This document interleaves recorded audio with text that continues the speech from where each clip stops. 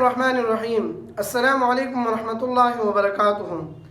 آج خلاصہ جات و مضامین کے حوالے سے ترتیبی قرآنی کے اعتبار سے جو صورت ہے وہ 6 نمبر صورت ہے، جبکہ ترتیبی نزولی کے اعتبار سے 55 نمبر صورت ہے۔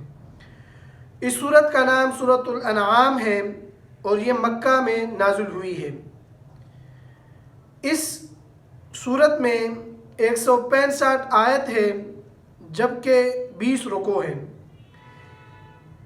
سبب نزول یہ ہے کہ یہ صورت دفعتاً نازل ہوئی اور 70,000 فرشتوں نے ان کی مشیت کی، جیسے امام فخر الدین رازی رحمۃ اللہ علیہ نے تفسیر کبیر جلد نمبر 2 صفحہ نمبر 252 میں فرمایا ہے۔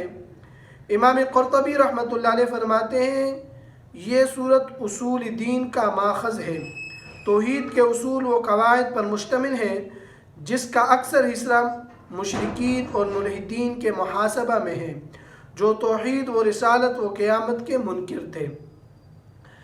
اور اس صورت کا جو ربط ہے ماقبل والی صورت سے وہ یہ ہے کہ سورہ انعام اور سورہ مائدہ اس کے درمیان جو ربط ہے وہ یہ ہے، جس طرح اللہ تعالیٰ روحانیت کا خالق ہے اسی طرح مادیات کا بھی خالق ہے، اور نور اور ظلمات دونوں کا بنانے والا ہے۔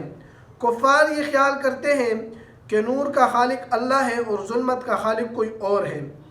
تمہیں کئی درجے طے کر کے اگر مٹی سے بنایا اور ایک مدت تمہارے رہنے کی جگہ مقرر فرمائی، اگر اللہ تعالیٰ علوی مرتبت کے باعث غیر نورانی چیز کو ہاتھ نہ لگانا چاہتا تو مٹی جیسی حقیر چیز سے انسان کو کیسے بناتا؟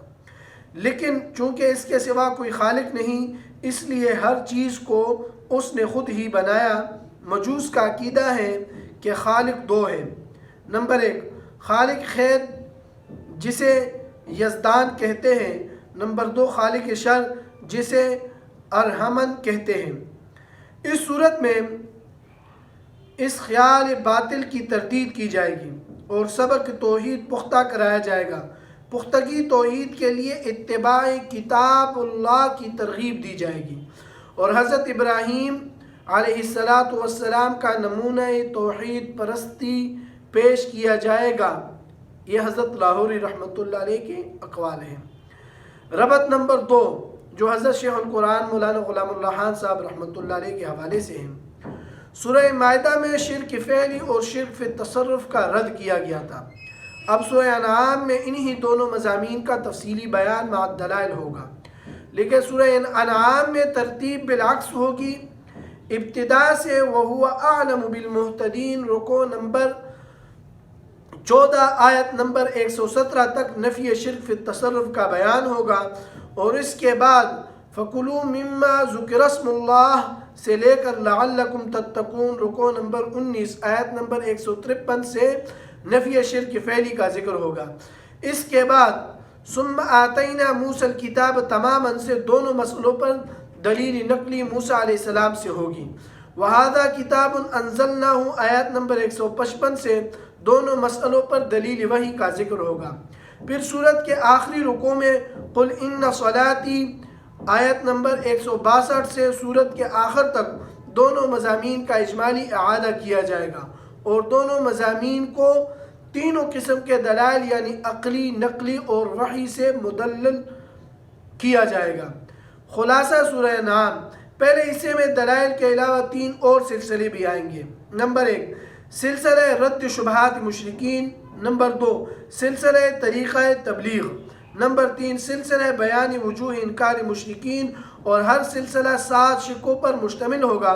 پہلے حصے میں نفی شرک فی تصرف پر عقلی، نقلی اور وحی کے 16 دلائل بیان ہوں گے، 11 عقلی، 2 نقلی اور 3 وحی۔ دلائل کے درمیان چند بار ثمرات دلائل بھی بیان ہوں گے۔ دوسرے حصے میں شرک فعلی کے صرف 3 شقوں کا ذکر ہوگا۔ نمبر 1 تحریمات اللہ، نمبر 2 تحریمات غیر اللہ، نمبر 3 نیاز و نظر غیر اللہ کا بیان ہوگا۔